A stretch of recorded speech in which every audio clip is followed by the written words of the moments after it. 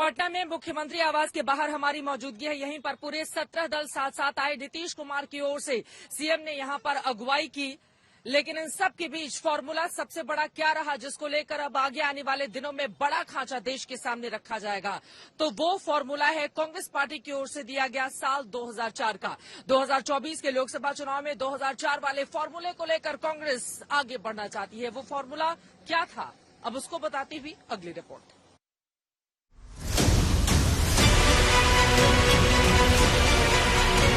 ये 2024 की लड़ाई है जिसमें मोदी को मात देने के लिए विपक्ष एक संपूर्ण कुनबे को जोड़ रहा है। हम आपको बता दें कि कांग्रेस विपक्षी एकता का प्लान पहले से बनाकर बैठी थी, लेकिन कई दलों में जोश उस वक्त आया जब कांग्रेस ने कर्नाटक का किला फतेह कर लिया। कर्नाटक विधानसभा चुनाव में 135 सीटें जीतकर न सिर्फ कांग्रेस का मोराल हाई हुआ, बल्कि कहीं न कहीं विपक्ष को भी लगने लगा कि 2024 में मोदी का विजय रथ रोका जा सकता है। काफी अच्छी मुलाकात हुई है और एक साथ चलने की सहमति हुई है और उसके बाद अगली मीटिंग कुछ ही दिनों के बाद सब पार्टियों की एक और की जाएगी। कांग्रेस ने 20 मई को कर्नाटक सरकार के शपथ ग्रहण समारोह में विपक्ष को जोड़ा। कांग्रेस ने बीजेपी के विरोधी यानी तकरीबन हर दल के मुख्यमंत्री और नेता को इस शपथ ग्रहण समारोह में आने का न्योता दिया। हालांकि उस वक्त ममता बनर्जी नहीं पहुंची, लेकिन अब पटना में विपक्ष की वो मुराद भी पूरी हो गई। नीतीश के बुलावे पर सबसे पहले पटना पहुंचने वालों में ममता बनर्जी शामिल रही। कोई कुछ बोलते हैं तो उसको खिलाफ में ईडी लगा देता है, सीबीआई लगा देता है। हम आपको बता दें कि रायपुर के अधिवेशन में कांग्रेस ने एक प्लान बनाया था। जी हां, 2024 में 2004 वाला फॉर्मूला। आपको दिखाते हैं कि वो फॉर्मूला आखिर क्या था।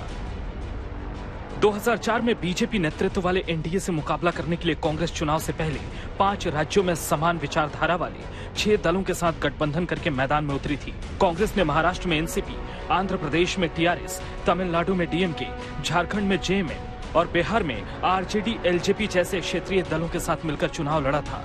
कांग्रेस को इन 5 राज्यों में बड़ा चुनावी फायदा हुआ था। कांग्रेस इन 5 राज्यों की 188 लोकसभा सीटों में से 114 सीटें जीतने में कामयाब रही थी, जबकि सहयोगी दल 56 सीटें जीतने में सफल रहे। कांग्रेस कर्नाटक जीत गई, हिमाचल प्रदेश भी जीत गई और अब आगे मध्य प्रदेश और राजस्थान का चुनाव है और कांग्रेस वहां भी दम भर रही है और लोकसभा के लिए 2004 वाले फॉर्मूले पर प्लानिंग कर रही है। आज तक ब्यूरो। इस समय पूरी दुनिया में लोग कंफ्यूज्ड हैं। वो समझ नहीं पा रहे हैं क्या सही है, क्या गलत है, क्या सच है, क्या झूठ है। और ये स्पष्टता हम आपको अपने इस नए शो में देंगे। सब कुछ ब्लैक एंड व्हाइट में बताएंगे। इस शो में मेरे बालों के अलावा कुछ ग्रे नहीं होगा। हर खबर ब्लैक एंड व्हाइट की तरह बिल्कुल स्पष्ट होगी। विपक्षी दल बीजेपी को हराने का दम दिखाने को पूरी तरह से बेकरार दिखाई दे रहे हैं, तो वहीं भारतीय जनता पार्टी की ओर से गृह मंत्री अमित शाह की ओर से करारा वार किया गया है, ये कहते हुए कि ये सब कुछ सिर्फ और सिर्फ फोटो सेशन के लिए किया जा रहा था। अमित शाह ने यह भी कहा कि कांग्रेस पार्टी को जनता माफ करने के मूड में कतई नहीं है।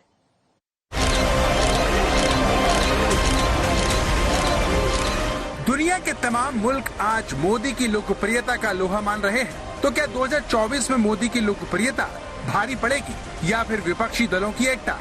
दरअसल पटना की बैठक के बाद विपक्षी दल गदगद है। 2024 की लड़ाई में आज की मीटिंग को बड़ी जीत के तौर पर देख रहे हैं, लेकिन जम्मू कश्मीर की धरती से अमित शाह ने विपक्षी एकता के जमघट को सिर्फ फोटो शूट बताया।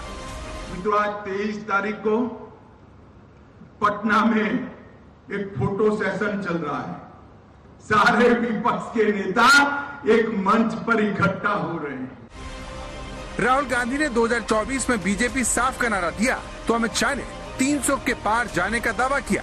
मैं सारे विपक्ष के नेताओं को एक कहना चाहता हूं, कितने भी हाथ मिला लो, आपकी एकता कभी संभव नहीं है, और हो भी गई तो कितने भी इकट्ठा होकर जनता के सामने आ जाइए। 2024 में 300 से ज्यादा सीटों के साथ नरेंद्र मोदी जी का प्रधानमंत्री बनना तय है। मतलब ये है कि 2024 की चुनावी जंग का बिगुल बच चुका है। एक तरफ टीम मोदी है तो दूसरी तरफ विपक्षी दल। यही वजह है कि बीजेपी और कांग्रेस में तू मैं शुरू हो गई है। बीजेपी हिंदुस्तान को तोड़ने का काम कर रही है, नफरत फैलाने का काम कर रही है, और कांग्रेस पार्टी जोड़ने का काम कर रही है। मैं विशेषतः कांग्रेस पार्टी का आभार व्यक्त करती हूं कि उन्होंने सार्वजनिक तौर पर यह घोषित कर दिया कि कांग्रेस नरेंद्र मोदी को हराने में अकेले नाकाम है।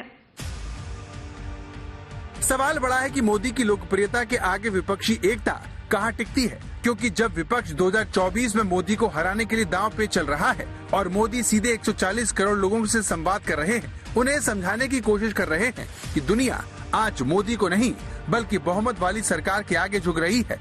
यानी मोदी का इशारा साफ है, 2014 और 2019 की तरह 2024 में भी बहुमत वाली सरकार ही आनी चाहिए। कुल मिलाकर मोदी का प्लान तैयार है। आपको बता दें कि 2014 में एनडीए ने 336 सीट जीती, यूपीए ने 60 सीटें और अन्य ने 147 सीट जीती थी, जबकि 2014 में अकेले बीजेपी ने 282 और कांग्रेस ने 44 सीट जीती थी। 2019 के लोकसभा चुनावों में एनडीए ने 353, यूपीए ने 91 और अन्य ने 98 सीट जीती थी, जबकि अकेले बीजेपी ने 303 और कांग्रेस ने 52 सीटें जीती। अब मोदी जनता को बहुमत के आंकड़े याद दिला रहे हैं और उनकी पार्टी ने मोदी की तगड़ी मार्केटिंग शुरू कर दी है। बीजेपी ये भी बता रही है कि कैसे दुनिया पीएम मोदी के नेतृत्व को सलाम कर रही है। पिछले काफी समय पहले बीजेपी ने लोकसभा के चुनाव की तैयारी कर दी थी। जो सीटें कभी नहीं जीती उनको टारगेट किया जा रहा है, जो कम मार्जिन से हारी उनको टारगेट किया जा रहा है। तो ये तमाम रणनीति अमित शाह, जेपी नड्डा, खुद प्रधानमंत्री भी नजर रखते हैं चीजों को लेकर के। बीजेपी ने बहुत पहले तैयारी कर दी थी, लेकिन विरोधी क्या कर रहा है उस पर भी नजर रखता है और उसके हिसाब से भी रणनीति में एड ऑन किया जाता है या बदली जाती है। ये हमेशा से होता है। तो बीजेपी बेशक कुछ भी कहे कि 300 सीटें आने वाली हैं, विपक्षी पार्टियों को जमावड़ा कुछ नहीं कर पाएगा, लेकिन बीजेपी नजर जरूर रखती है। आज तक ब्यूरो।